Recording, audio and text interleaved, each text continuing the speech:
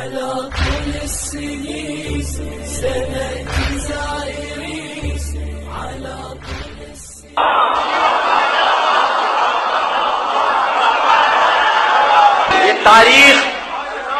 یہ تاریخ ابو سفیان کے ایمان کی گواہی تو دیتی ہے، ہاشم سے لڑنے والے عبد شمس کو تو بلند کرتی ہے، علی سے لڑنے والے معاویہ کا ذکر تو کرتی ہے۔ تم حدیثیں کھڑتے ہو،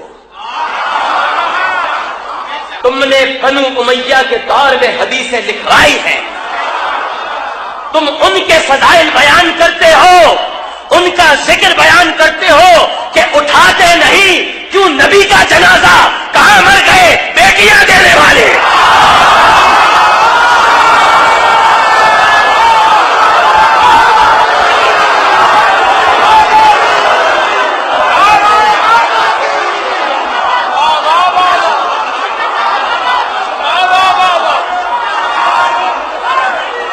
اٹھاتے نہیں کیوں نبی کا جنازہ، کہاں مر گئے بیٹیاں دینے والے؟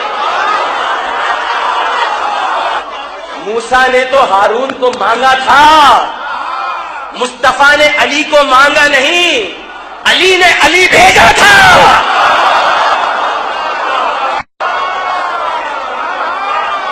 تیری نسل پاک میں ہے بچہ بچہ نور کا، تو ہے عین نور، تیرا سب گھرانہ نور کا، تو نور کو نور ہی سمجھ سکتا ہے، خاکی کیا سمجھیں گے؟ خاکی کیا سمجھیں گے؟ بھائی میں تو صحابیوں سے محبت کرتا ہوں، وہابیوں سے محبت نہیں کرتا۔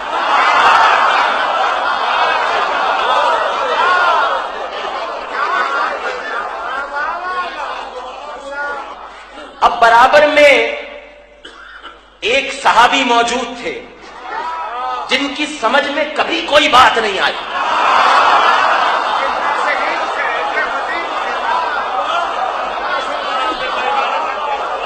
نام نہیں لوں گا، آپ پہچان لیں، جن کی سمجھ میں کبھی کوئی بات نہیں آئی، سوالات بہت کرتے تھے۔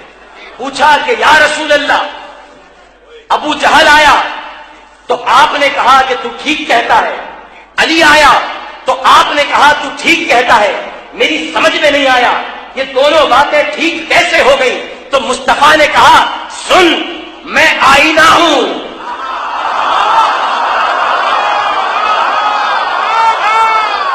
میں آئینہ ہوں، جو مجھ میں دیکھتا ہے اسے اپنی شکل نظر آتی ہے۔ ابو جہل نے دیکھا تو بدہیبت شخص نظر آیا، علی نے دیکھا تو آفتاب و مہتاب نظر آئے۔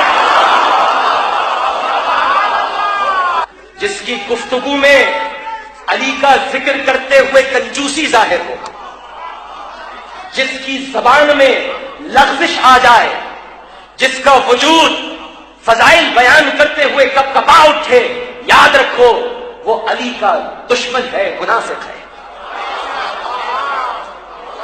کیونکہ یہ تینوں علامتیں صفین کے موقع پر ابو موسیٰ اشعری میں پیدا ہو گئی تھی۔ تینوں علامتیں پیدا ہو گئی تھی، تو جو علی کا منکر ہے وہ در حقیقت، آج جملہ آپ کو دے رہا ہوں، نالین پاک کا منکر ہے۔ خیبر میں علی کو بلایا، تبوک میں علی کو بلایا، احد میں علی کو بلایا، بدر میں علی کو بلایا، تو یا علی مدد کے منکروں، جب رسول یا علی مدد کہہ دے تو یہ سنت بن جاتی ہے۔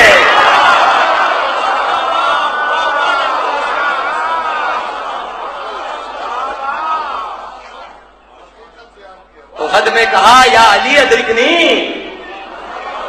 تبوک میں کہا، خیبر میں کہا یا علی ادرکنی، احد میں کہا یا علی ادرکنی، بدر میں کہا یا علی ادرکنی، 3 مرتبہ کہہ دیا۔ اسلام میں تو ویسے بھی 3 کے بعد زیادہ نہیں بولتے، رشتہ ہی ٹوٹ جاتا ہے، تو 3 مرتبہ بول دیا، اب بھی سمجھ میں نہیں آیا کہ یا علی مدد کہنا سنت ہے۔ نبی پر یہ تہمت لگانے والوں کہ انہیں غیب کا علم نہیں تھا تو آسمان کی طرف کس چیز کا انتظار کر رہے تھے؟ بھئی وحی سے بڑا غیب کیا ہوگا؟ لیکن جسے یہ معلوم ہو کہ کس وقت کون سی وحی اترنے والی ہے، وہ کیسا صاحب غیب ہوگا؟ ہم تحقیق میں نہیں پڑھتے، جستجو میں نہیں پڑھتے، تحقیق کر کے ایمان نہیں لاتے، تحقیق کر کے ایمان نہیں لاتے، گھر میں گھس کر گھر والوں کو پیٹنے کے بعد ایمان نہیں لاتے۔ ویڈیو دیکھنے کا بہت بہت شکریہ، لائک اور شیئر ضرور کریں اور سبسکرائب کرنا بالکل بھی مت بھولیں۔